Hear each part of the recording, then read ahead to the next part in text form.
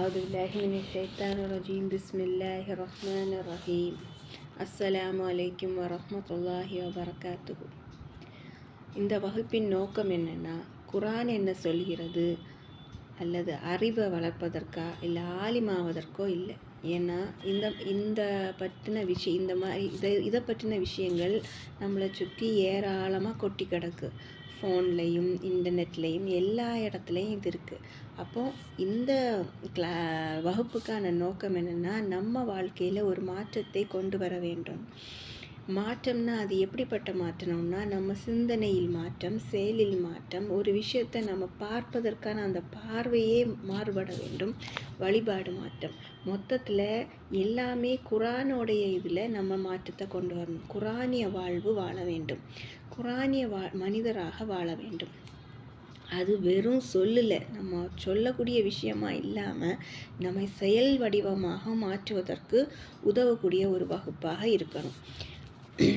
ஏன் முதல்ல ஆலிமின் நோக்கம் இல்லை அப்படின்னா, நபி ஸல்லல்லாஹு அலைஹி வஸல்லம் அவர்கள் சொன்னார்கள், குர்ஆன் கற்ற ஆளும் குர்ஆனை கற்றுக் கொடுத்த ஆளும் குர்ஆனை அழகாக ஓதிய காரியம் நாளை மறுமையில் பெயருக்காக செய்ததால் நரகத்தில் தள்ளப்படுவார். பேருக்காக செய்ததால் அப்படின்னா, தன்னை ஆலிமுன்னு மற்றவங்க சொல்கிறதுக்காக வேண்டி குர்ஆனை கற்று குர்ஆனை அழகாக ஓதியதனால அவங்களுக்கு நரகம் கொடுக்கப்படும். அப்போ அந்த இதுக்கான இந்த கிளாஸ் இல்லை. அப்போது இந்த குர்ஆனை நம்ம உள்வாங்கி வெறும் சொல்லா இல்லாமல் செயலிலும் செயல்படுத்த வேண்டும்.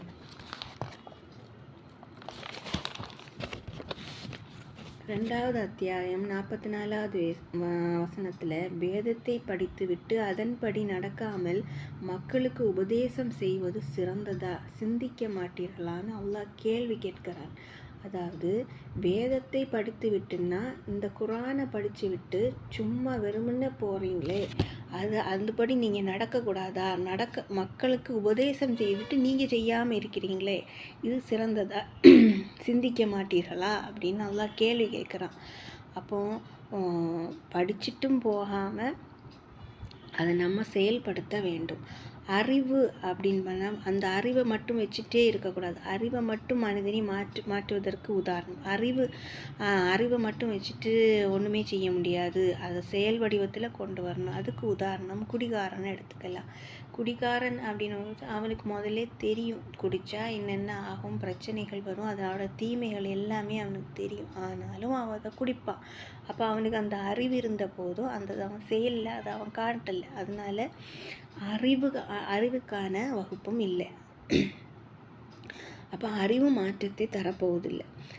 62வது அத்தியாயம் 5வது வசனத்தில், தௌராத் சுமத்தப்பட்டு பின்னர் அதன்படி நடக்காமல் இருந்தார்களே, அவர்களது உதாரணம் ஏடுகளை சுமக்கும் கழுதையை போன்றவர்கள், அவர்களுக்கு அல்லாஹ் நேர்வழி காட்ட மாட்டான் அப்படின்னு.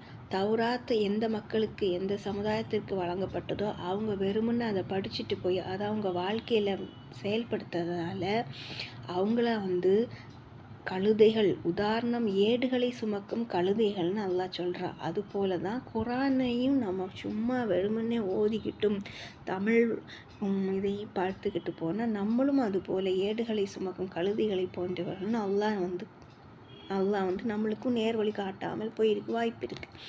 அதனால நபி ஸல்லல்லாஹு அலைஹி வஸல்லம் பற்றி ஆயிஷா ரலியல்லாஹு என்ன சொன்னாருன்னா, நபியோட வாழ்க்கையே குர்ஆன், அவருடைய வாழ்க்கையே குர்ஆன் தான். நபி வாழ்க்கையே குர்ஆன், அவருடைய வாழ்க்கையை நடந்துறதை பார்த்தா அதுவே குர்ஆனோடைய ஒத்து போகிறதா தான் இருக்கும். குர்ஆன் என்ன சொல்லுதோ அதுதான் அவர் வாழ்க்கை அப்படின்னு சொன்னாங்க. அதுபோல் இவர் குர்ஆன் படித்தவர் அல்ல, குர்ஆனே வாழ்பவர்னு என்ன நம்ம சொல்லணும். வகுப்பின் உண்மையான தலைப்பு எப்படின்னா, மாற்றமே நோக்கம். எல்லாம் வாழ்க்கையில் மாற்றம், நம்ம சிந்தனையில் மாற்றம், நம்ம வழிபாடு தொழுகை எல்லாத்துலேயும் ஒரு ஈடுபாடு, அதோடைய மாற்றம், நம்ம நடத்தை ஒவ்வொரு விஷயத்துலேயும் நம்ம நடக்கக்கூடிய இதில் ஒரு மாற்றம். மொத்தத்தில் குர்ஆனிய மனிதராகவே மாறுதல்.